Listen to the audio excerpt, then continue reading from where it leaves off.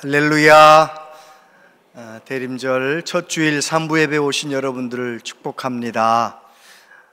대림절 기간 동안 주님과 깊이 동행하시며 주님 바라보시며 행복한 시간들 되시기를 바랍니다. 문제를 바라보는 것이 아니라 주님을 바라봅시다. 그런 마음으로 예수님만 바라봅시다. 서로 인사하겠습니다. 예수님만 바라봅시다. 예수님만 바라보세요. 예수님만 바라봅시다. 네. 2000년 전 베들레헴 마구간에 우리 예수님께서 우리를 구원하기 위하여 가장 낮은 자, 가장 작은 자의 모습으로 탄생하셨지요. 예수님의 탄생을 기다리면서 우리는 대림절을 보내게 됩니다. 이 대림절 기간 동안 저와 여러분들이 하나님을 더 기쁘시게 하고, 그리고 우리도 이 기간 동안 행복했으면 좋겠어요. 하나님께서 그것을 기뻐하실 줄로 믿습니다. 예수님께서 산상수훈의 말씀을 하셨지요. 갈릴리에서 북쪽으로 한 8km 정도 떨어진 핫티산이라고 하는 산이 있는데, 그 산 꼭대기에는 널따란 평지가 있어서 그 평지에 예수님 가셨는데 많은 사람들이, 갈릴리 사람들, 유대인들이 몰려왔습니다. 그들에게 예수님께서 산상수훈의 말씀, 하나님의 자녀들, 하나님의 백성들은 이렇게 살아야 된다라는 말씀을 쭉 하셨는데, 그 말씀 가운데 무엇을 먹을까, 마실까, 입을까 염려하지 말라는 말씀, 내일 일을 염려하지 말라, 먼저 그 나라와 그의 의를 구하라, 이 말씀을 다시 한번 우리 마음에 새기면서 저와 여러분들이 대림절을 정말 잘 보냈으면 좋겠습니다. 내 마음 가운데 예수님이 계시고 예수님 온전히 바라보는 믿음이 있으면 어떤 문제를 바라보는 눈이 달라지고 문제를 잘 믿음으로 해석하게 되는 거죠. 사도 바울이 이런 말을 했습니다. 형제들아, 우리가 아시아에서 당한 환난을 너희가 모르기를 원하지 아니하노니 힘에 겹도록 심한 고난을 당하여 살 소망까지 끊어지고 우리는 우리 자신이 사형 선고를 받은 줄 알았으니 이는 우리로 자기를 의지하지 말고 오직 죽은 자를 다시 살리시는 하나님만 의지하게 하심이라. 사도 바울이 마게도냐에서 복음 전하면서 전도 여행을 하는 동안 얼마나 어려운 일이 많았는지, 죽을 줄 알았다는 거예요. 사형 선고를 받은 것 같은 그런 경험을 했다는 거예요. 너무너무 고통스러웠다는 거죠. 그런데 그 고통스러웠던 순간들, 그 모든 것들을 해석을 어떻게 합니까? 이는, 그런 고난을 하나님이 내게 허락하신 것은 나 자신을 의지하지 말고 죽은 자를 살리시는 하나님만 의지하게 하려고 그런 고난을 주셨다라고 해석을 해버리는 거예요. 정말 예수님 제대로 믿으면 해석이 달라져요. 해석이 달라지면 행동이 달라져요.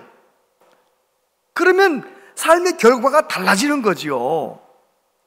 여러분, 그렇습니다. 오늘 예수님께서 가르쳐 주신 이 말씀 붙잡고 저와 여러분들의 믿음이 다시 한번 바로 서서 내 삶을 바라보는 시각이 달라지고, 내 문제를 바라보는 시각이 달라지고, 해석이 달라지고, 그래서 행동도 달라지고 우리가 하나님께 영광 돌려드리는 대림절이 되었으면 좋겠습니다. 우리 예수님께서 뭐라고 말씀하십니까? 세 가지만 생각하겠는데요. 먼저 하나님을 제대로 알고 살아가자는 것입니다. 25절 이하에 보면, 그러므로 내가 너희에게 이르노니 목숨을 위하여 무엇을 먹을까, 무엇을 마실까, 몸을 위하여 무엇을 입을까 염려하지 말라. 목숨이 음식보다 중하지 아니하며 몸이 의복보다 중하지 아니하니야. 공중의 새를 보라. 심지도 않고 거두지도 않고 창고에 모아들이지도 아니하되 너희 하늘 아버지께서 기르시나니 너희는 이것들보다 귀하지 아니하냐. 너희 중에 누가 염려함으로 그 키를 한 자라도 더할 수 있겠느냐. 또 너희가 어찌 의복을 위하여 염려하느냐. 들의 백합화가 어떻게 자라는가 생각하여 보라. 수고도 아니하고 길쌈도 아니하느니라.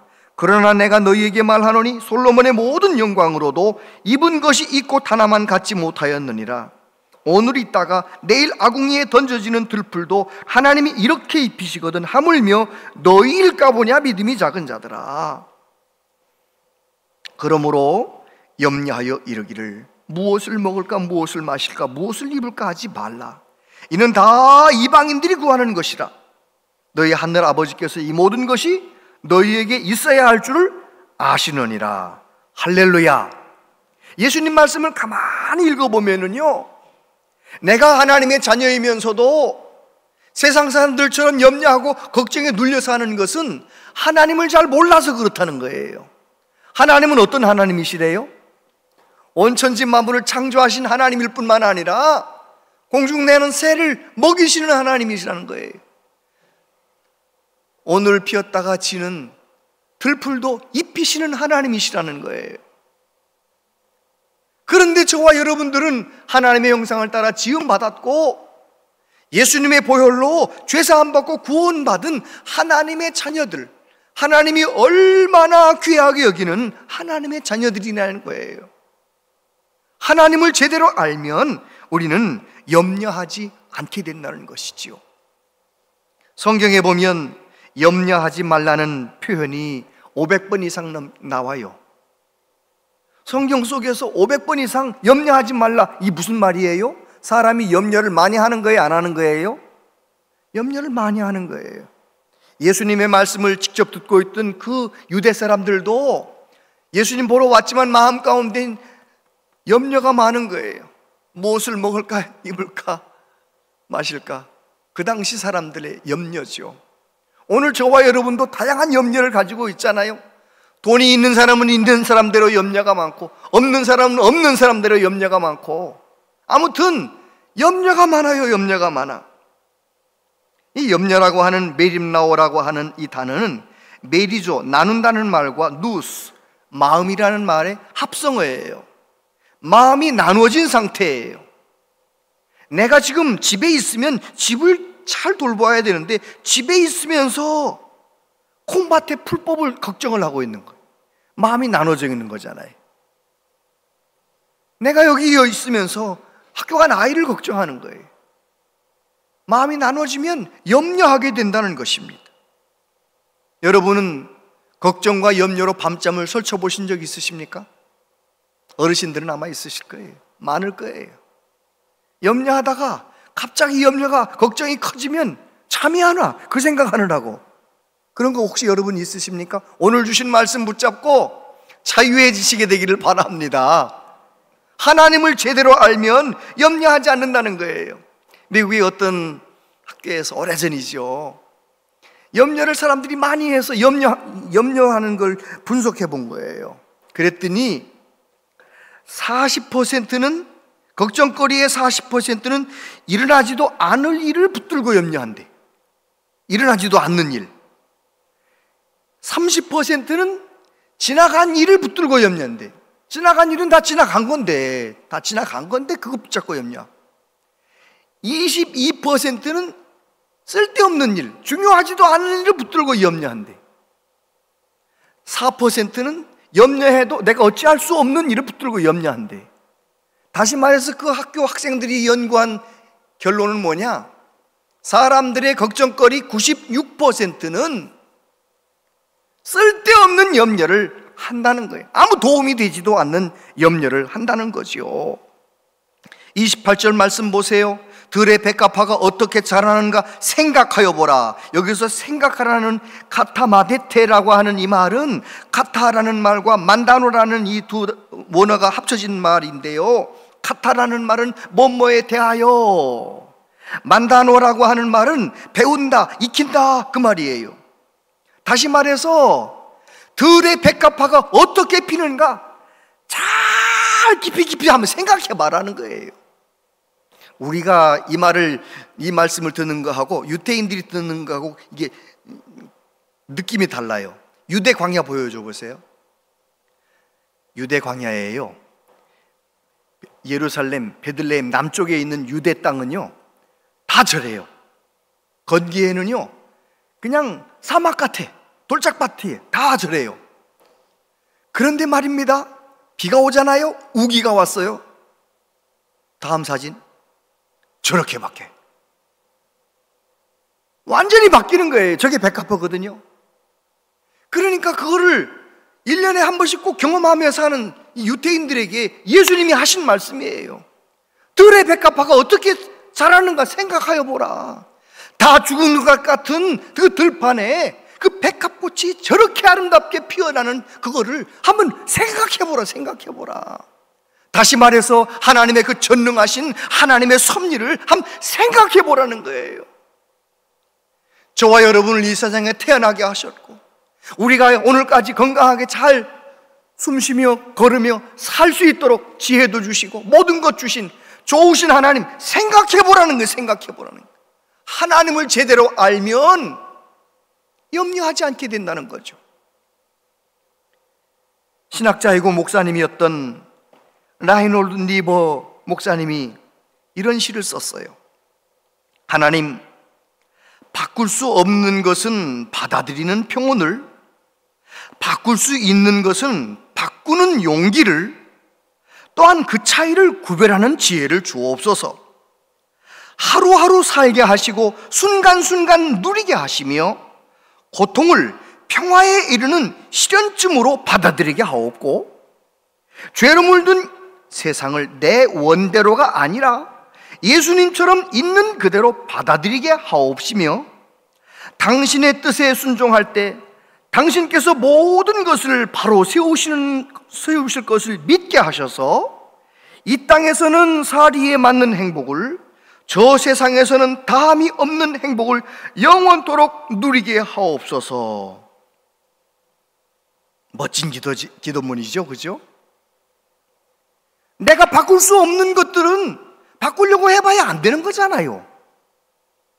바꿀 수 없는 것은 받아들이고, 바꿀 수 있는 것은 바꿀 수 있는 용기를 주시옵소서. 할렐루야.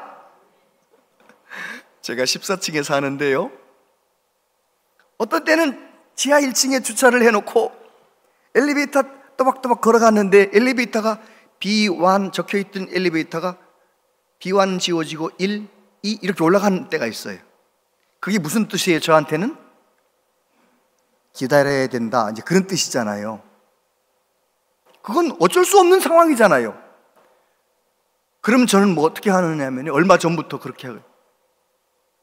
앉았다, 일어났다, 스쿼트를 하는 거예요. 스쿼트 20개 정도 하면은 뭐 아무튼 14층, 15층, 16층 올라갔다가 내려와. 한 20개, 22개 정도 하면 딱 와 기다리고 있는 거예요. 바꿀 수 없는, 어쩔 수 없는 그런 일이 벌어졌으면 그 시간에 더 좋은 일 하면 되잖아. 아멘도 안 하시네.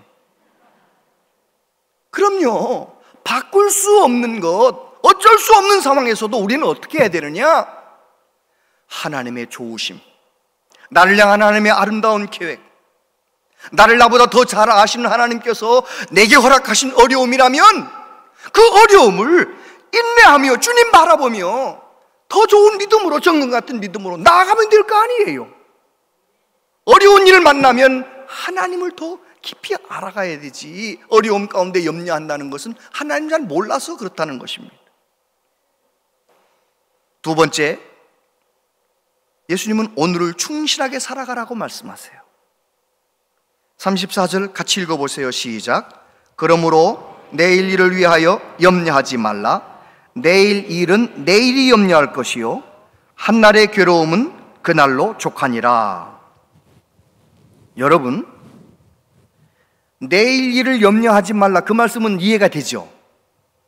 그런데 내일 일은 내일이 염려할 거다, 이 말씀 이해되세요?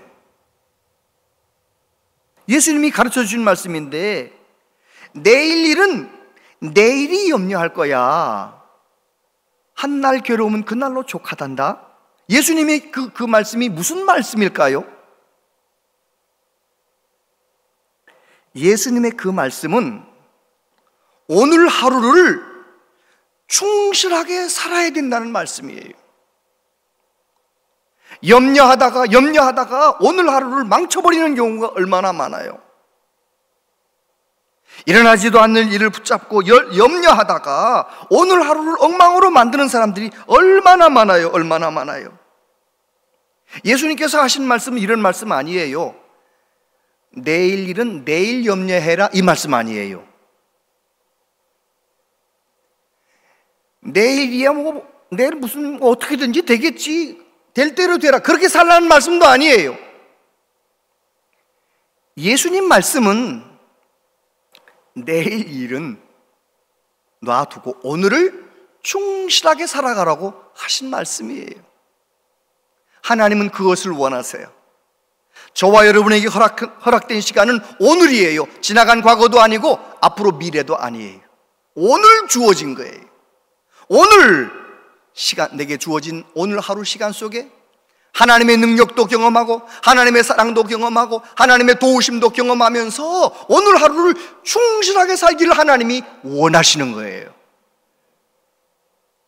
얼마나 많은 사람들이 지난 과거에 내가 이렇게 살아왔는데 앞으로 더 안 좋아질 것처럼 상상하는 분들이 있어요. 그러면 오늘을 제대로 못 살지요. 그렇잖아요.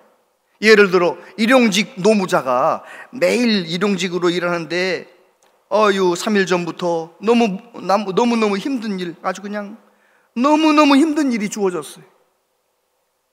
그러면서 이제 잠을 자면서 내일도 또 그 일 하겠지, 모레도 또 그 일 하겠지, 나는 몇 년이나 이런 막노동 하다가 살까, 예를 들어 그렇게 자기 연민에 빠지고, 그렇게 미래는 나는 앞으로 살면 살수록 어려운 일만 많다라고 생각하면 무슨 생각하겠어요? 이렇게 사느니 죽는 게 낫다, 엉뚱한 생각까지 하는 거예요. 며칠 전 꼬리에 꼬리를 무는 이야기를 잠깐 봤어요. 길게 본 게 아니고 잠깐만 봤는데 대충 내용은 그런 거예요. 사업하며 단란하게 살던 딸들과 함께 행복하게 살던 엄마 아빠가 남편의 사업이 어려워지면서 큰 빚을 지게 됐는데, 그 빚을 갚기 위해서 아내가 무슨 방문 판매, 무슨 시험지 판매 이런 거 이제 거기에 뛰어들었는데, 돈을 빨리 벌기 위해서 이제 자기가 사고 또 그 돈을 자기가 메꿔놓고 이런 편법을 쓰다가 자기도 빚을 많이 져버렸어요. 이 엄마가 생각을 하는 거예요. 우리는 끝났다. 남편이 진 빚도 많고 내가 진 빚도 많고 우리는 끝났다. 저 두 딸아이한테 이 불행을 물려줄 수 있나? 다 죽어버리자, 이런 생각을 해가 남편을 설득해서 다 죽는 쪽으로 생각을 하고 동반자살을 다 하려고 그렇게 하는데, 결국은 어떻게 됐느냐? 11살짜리 13살짜리 두 딸은 목 졸라가지고 죽여놓고 엄마 아빠는 죽지 못한 거예요. 진짜 죽어보려고 낭떠러지에서 그냥 뒹굴어가지고 죽을 줄 알았는데 이게 쉽게 죽어지나요?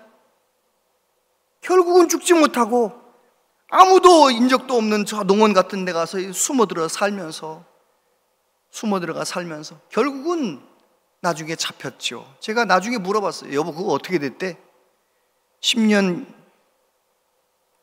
교도소 갔대. 10년 교도소 갔대.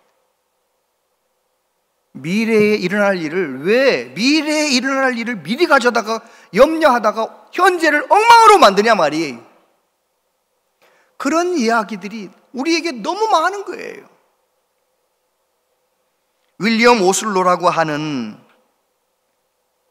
미국 존 홉킨스 의과대학 설립을 4명이 했는데 그 중에 한 분이에요. 캐나다 의사 선생님인데, 그가 의대생 시절에 마음이 점점 어두워지는 거예요.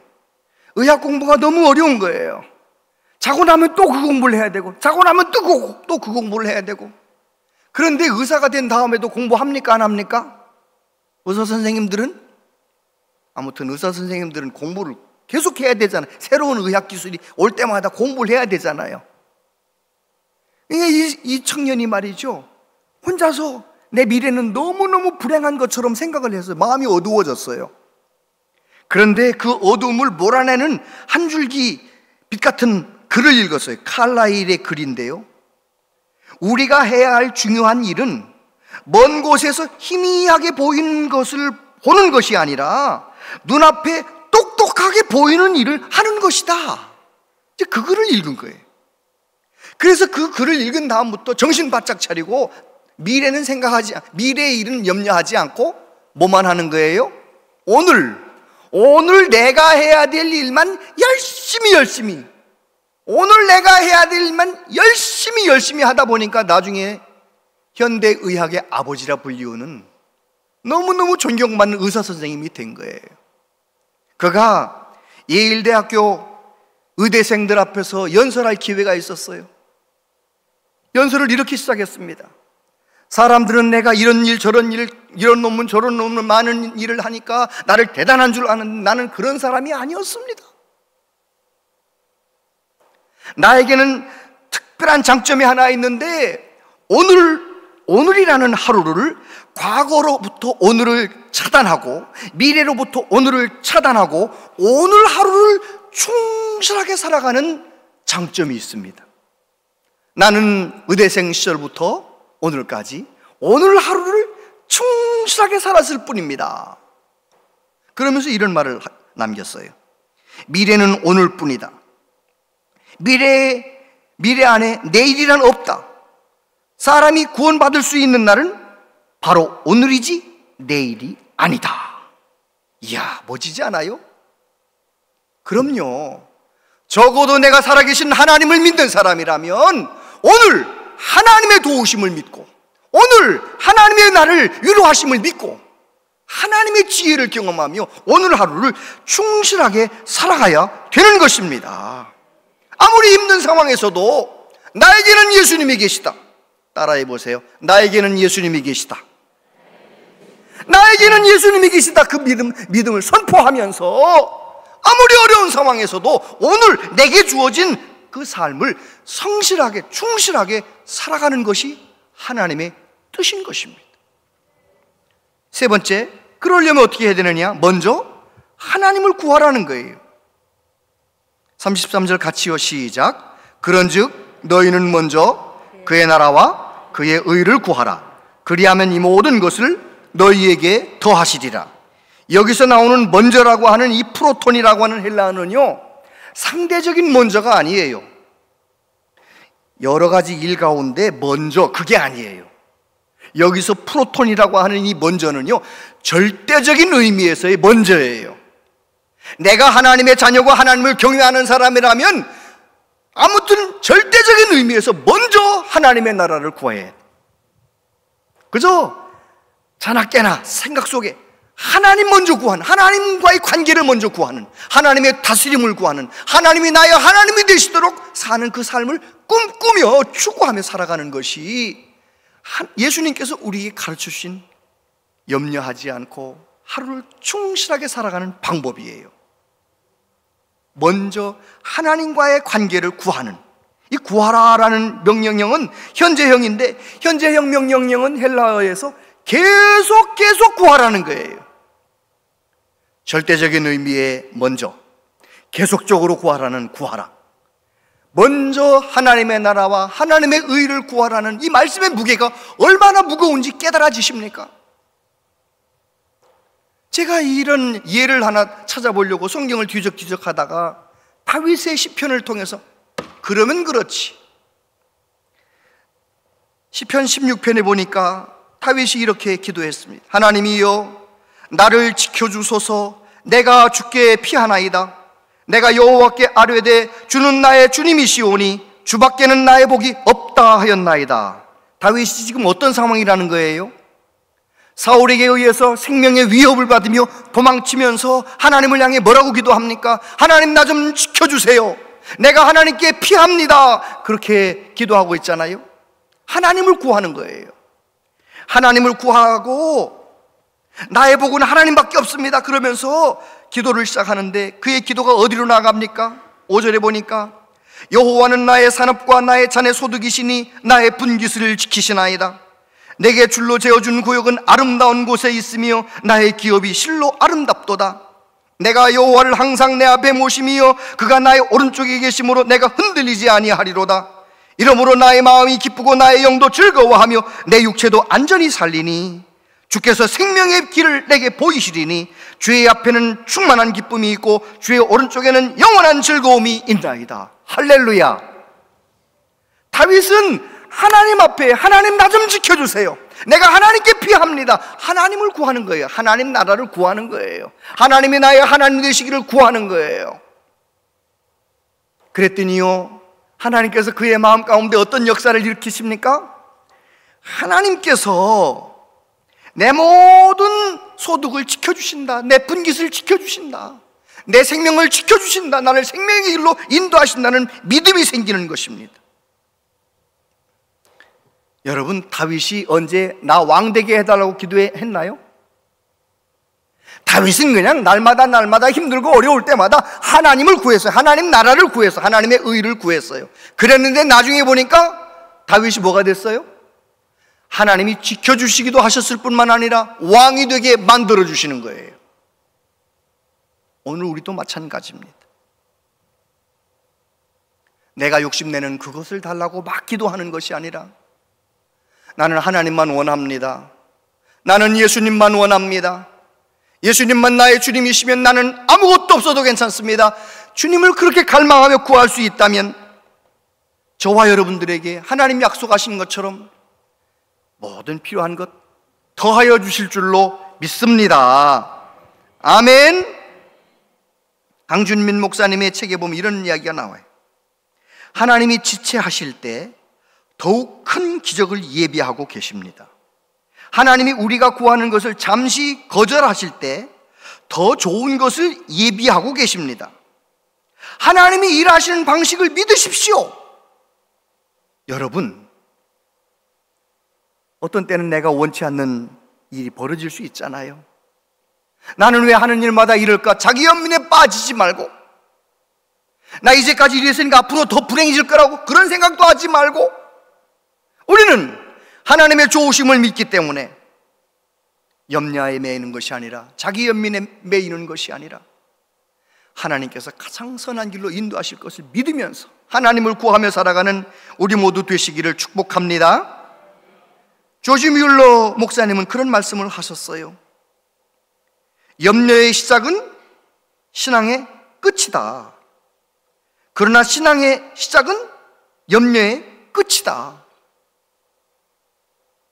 내가 믿음 생활을 할 건가, 염려 생활을 할 건가 결정해야 된다는 거예요.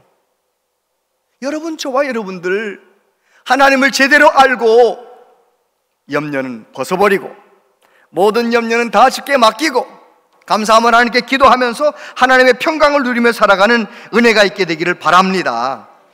1세기 초대교회 성도들, 얼마나 박해가 많은 그 시대의 사람들, 문서를 읽어보면 이상한 이름들이 막 나오는 거예요. 어떤 이름이냐면 티테디오스라는 이름이에요.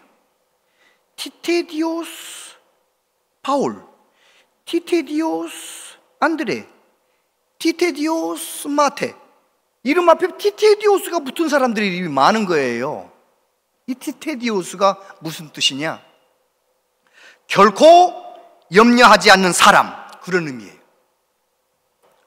그럼요, 하나님을 아는 사람이라면, 하나님의 선하심을 믿는 사람이라면, 합력하여 선을 이루신 하나님을 믿는 사람이라면, 티테디오스 김의중 목사, 티테디오스 박 권사님, 티테디오스 김 장로님, 그게 맞는 거 아니에요? 저는 우리 온양제일교회 모든 성도들을 이름 앞에 티테디오스가 붙어 있길 바랍니다. 어떤 상황에서도 결코 염려하지 않는 집사님, 그렇게 얼마나 좋아요, 얼마나 좋아요. 우리 예수님께서 저와 여러분을 구원하시려고 베들레헴 마구간에 탄생하셨어요. 우리 예수님은 하나님의 구원의 역사를 이루시기 위하여 십자가를 지셨어요. 3일 만에 부활하셨어요. 때가 되어 승천하셨어요. 머지않아 다시 오실 줄 믿습니다.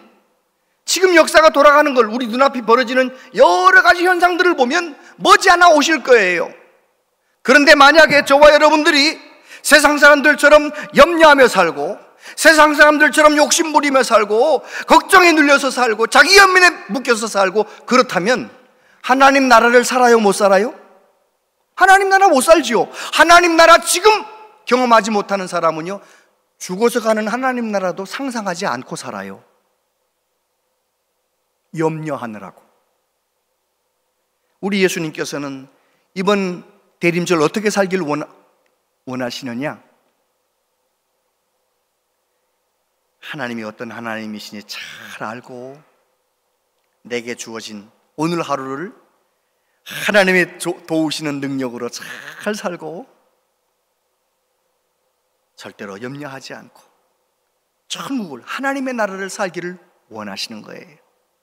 그런 사람이 예수님의 탄생을 얼마나 기뻐하며 기다리고요, 그리고 예수님 다시 오심을 사무치게 기다릴 수 있게 될 줄로 믿습니다. 저와 여러분들이 그런 능력 있는 참된 그리스도인 되시기를 축복합니다. 기도하겠습니다. 아버지 하나님, 먼저 그의 나라와 그의 의를 구하라고 예수님께서는 분명히 방법을 가르쳐 주셨는데 우리는 염려하며 살았습니다. 걱정에 눌려 자기 연민에 빠져서 살 때가 많았습니다. 주님, 오늘 주신 이 말씀을 내 마음판에 새기고 믿음으로 살겠습니다. 내가 먼저 하나님의 나라를 구하며 살겠습니다. 주여, 우리를 도와 주시옵소서. 예수님 이름으로 기도하옵나이다. 아멘.